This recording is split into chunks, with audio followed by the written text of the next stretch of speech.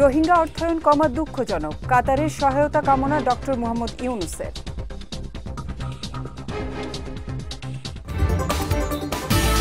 রাজনৈতিক ঐক্য বিনষ্ট করতে নানা ষড়যন্ত্র হচ্ছে, দাবি মির্জা আব্বাসের।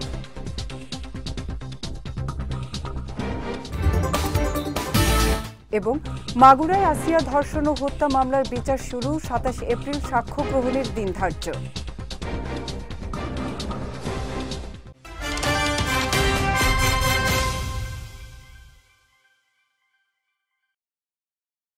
আসসালামু আলাইকুম। বিজয় রাতের সংবাদে আমন্ত্রণ জানাচ্ছি আমি উম্মে কুলসুম। শুনছিলেন শিরোনাম, এবারে বিস্তারিত।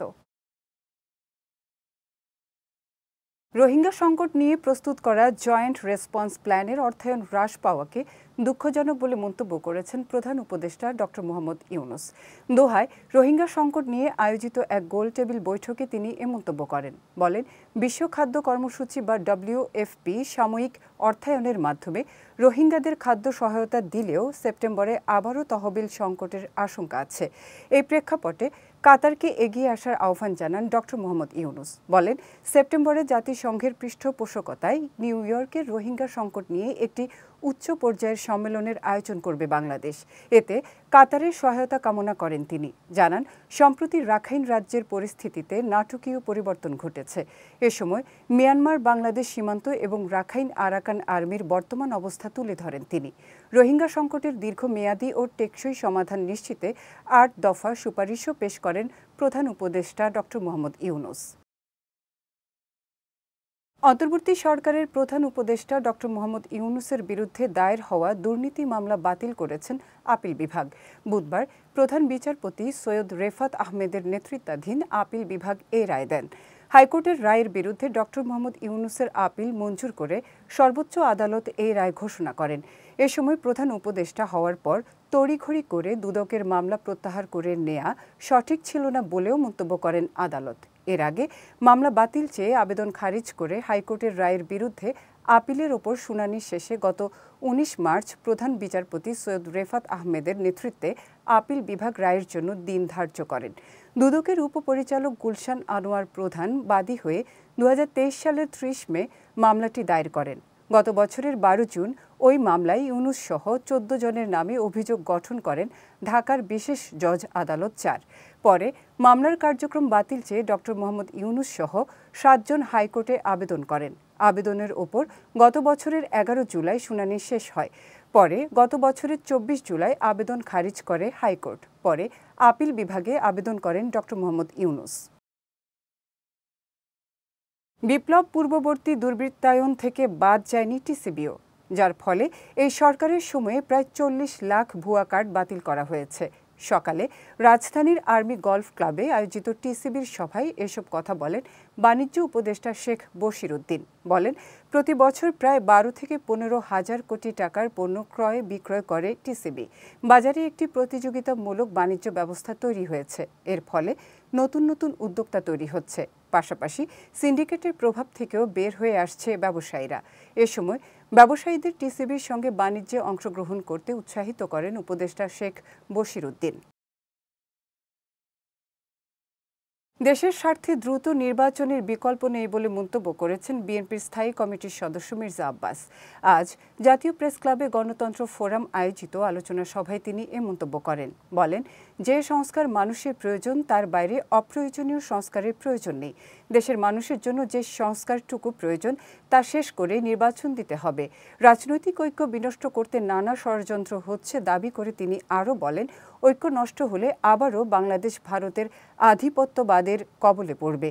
এ সময় ষড়যন্ত্রকারীদের অপচেষ্টা রুখে দিতে রাজনৈতিক দলগুলোকে ঐক্যবদ্ধ থাকার আহ্বান জানান বিএনপির এই শীর্ষ নেতা।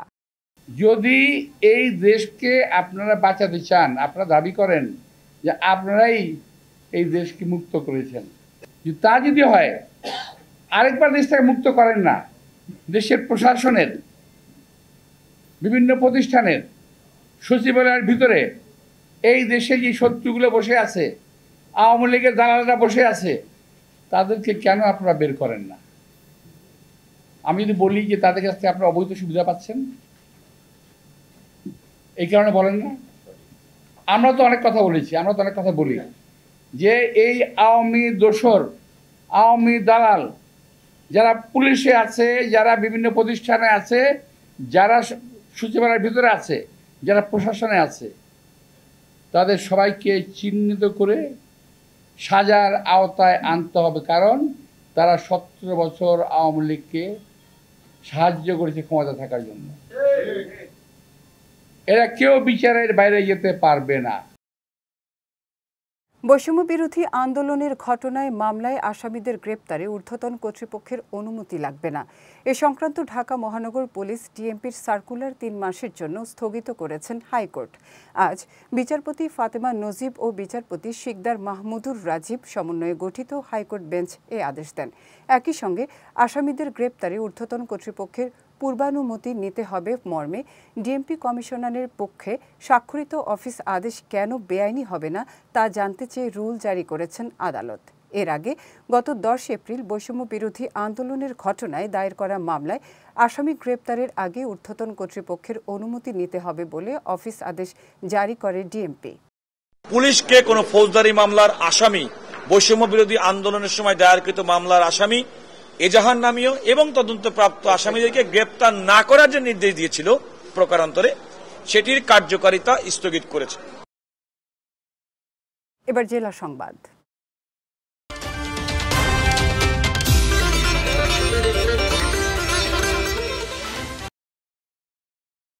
মাগুরায় আলোচিত শিশু আসিয়া ধর্ষণ ও হত্যা মামলায় 4 আসামির বিরুদ্ধে অভিযোগ গঠন করেছেন আদালত।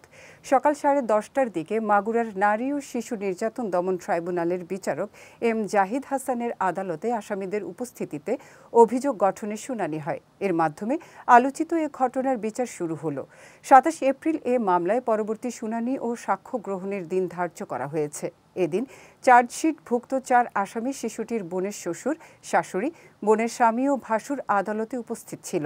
এর আগে গত 13 এপ্রিল মামলার তদন্তকারী কর্মকর্তা সদর থানার পরিদর্শক মোহাম্মদ আলাউদ্দিন জেলার chief judicial magistrate Mohammad Abdul মতিনের আদালতে মামলার চার্জশিট জমা দেন। চার্জশিটে মামলার 4 আসামিকেই অভিযুক্ত করা হয়। যারা গণতন্ত্রের পক্ষে ছিল তারা ফ্যাসিবাদের টার্গেট হচ্ছে বলে মন্তব্য করেছেন বিএনপির সিনিয়র যুগ্ম মহাসচিব অ্যাডভোকেট রুহুল কবির রিজভী। সকালে মানিকগঞ্জে চারুশিল্পী মানবেন্দ্র ঘোষের পুড়ে যাওয়া বাড়ি পরিদর্শন শেষে তিনি এ মন্তব্য করেন। বলেন, আওয়ামী সন্ত্রাসীরা সমাজের বিভিন্ন স্তরে ঘাপটি মেরে আছে।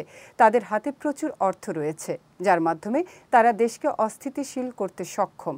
তাদের চিহ্নিত করে আইনের আওতায় আনা বর্তমান সরকারের দায়িত্ব। এই দায়িত্ব পালনে ব্যর্থ হলে সরকার জনগণের চোখে একটি ব্যর্থ সরকারে পরিণত হবে বলেও মন্তব্য করেন তিনি। এ সময় বিএনপির ভারপ্রাপ্ত চেয়ারম্যান তারেক রহমানের পক্ষ থেকে মানবেন্দ্র ঘোষের পরিবারকে 1 লাখ টাকা আর্থিক সহায়তা প্রদান করা হয়। খুলনা প্রকৌশল ও প্রযুক্তি বিশ্ববিদ্যালয়ের আন্দোলনরত শিক্ষার্থীদের 5টি যৌক্তিক দাবির সঙ্গে একমত পোষণ করেছে শিক্ষক সমিতি। তবে উপাচার্য কোনো অন্যায় না করে থাকলে সমিতি তার পদত্যাগের পক্ষে নয় বলে জানিয়েছেন সমিতির সাধারণ সম্পাদক মোহাম্মদ ফারুক হোসেন। দুপুরে এক সংবাদ সম্মেলনে এ কথা জানান তিনি। এদিকে শিক্ষা উপদেষ্টার সঙ্গে আলোচনার পরও ভিসি অপসারণের দাবিতে 3য় দিনের মতো অনশন কর্মসূচি পালন করছে কুয়েটের শিক্ষার্থীরা। আজ ক্যাম্পাসে বিক্ষোভ মিছিল বের করে 1 দফা দাবি মেনে নেয়ার জন্য বিশ্ববিদ্যালয় কর্তৃপক্ষকে আহ্বান জানান আন্দোলনকারীরা। অন্যদিকে এমন পরিস্থিতিতে করণীয় নির্ধারণে দুপুরে কুয়েটে আসে বিশ্ববিদ্যালয় মঞ্জুরি কমিশনের একটি প্রতিনিধি দল।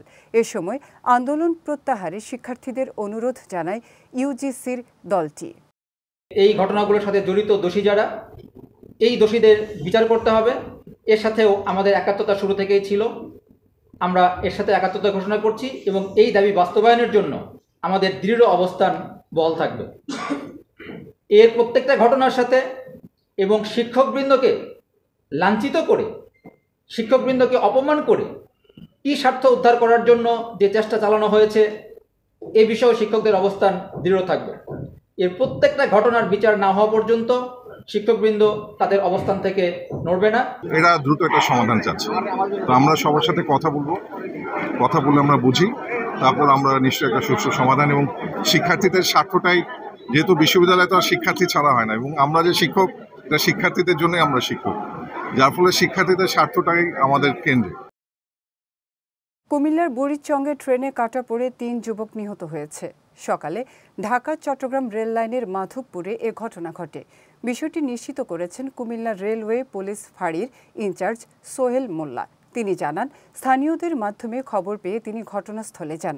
বলেন, প্রাথমিকভাবে ধারণা করা হচ্ছে ঢাকা থেকে চট্টগ্রামগামী লাইনে ভোরে যে কোনো সময়ে এই ৩ যুবক কাটা পড়তে পারে। তবে কোন ট্রেনে কাটা পড়ে তাদের মৃত্যু হয়েছে তা জানা যায়নি। রেলওয়ে পুলিশ ফাঁড়ির ইনচার্জ আরও জানান, নিহতদের পরিচয় জানা যায়নি। এ ঘটনায় আইনি ব্যবস্থা নেওয়া হয়েছে। যাচ্ছি খেলার সংবাদে।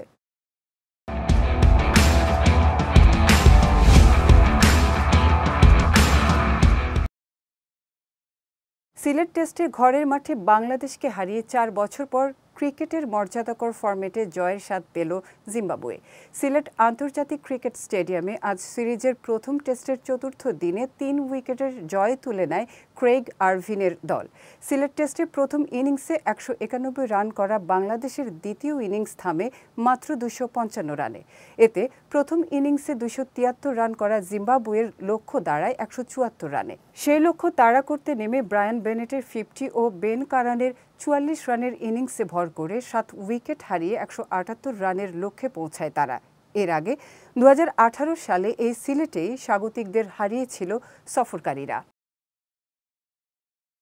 কোপা দেল রের ফাইনালে আগামী ২৬ এপ্রিল দিবাগত রাতে মুখোমুখি হতে চলেছে দুই চিরপ্রতিদ্বন্দ্বী রিয়াল মাদ্রিদ ও বার্সেলোনা। এই ম্যাচ দিয়ে রিয়ালের দলে ফিরতে চান চোটের কারণে মাঠের বাইরে থাকা ফুটবলার কিলিয়ান এমবাপ্পে। এর মধ্য দিয়ে বার্সেলোনার বিপক্ষে ফিরে আসার লক্ষ্য নির্ধারণ করেছেন ফরাসি এ স্ট্রাইকার। এক সংবাদ সম্মেলনে তথ্য জানিয়েছেন মাদ্রিদ কোচ কার্লো আনচেলোত্তি। জানান, লিগ ম্যাচের জন্য এখনও প্রস্তুত নন এমবাপ্পে, তবে এখন অনুশীলনের মধ্যেই রয়েছেন তিনি। এছাড়া সবকিছু ঠিক থাকলে আগামী শনিবার ম্যাচের আগে ফরাসি এ তারকা পুরোপুরি ফিট হবেন বলেও আশাবাদ ব্যক্ত করেছেন আনচেলোত্তি।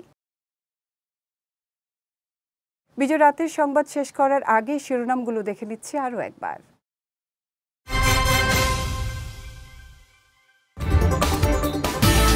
রোহিঙ্গা অর্থায়ন কমা দুঃখজনক, কাতারের সহায়তা কামনা ডক্টর মোহাম্মদ ইউনূসের।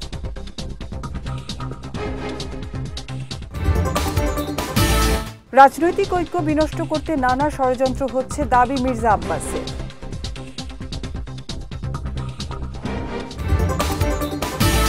এবং মাগুরায় আসিয়া ধর্ষণ ও হত্যা মামলার বিচার শুরু, ২৭ এপ্রিল সাক্ষ্য গ্রহণের দিন ধার্য।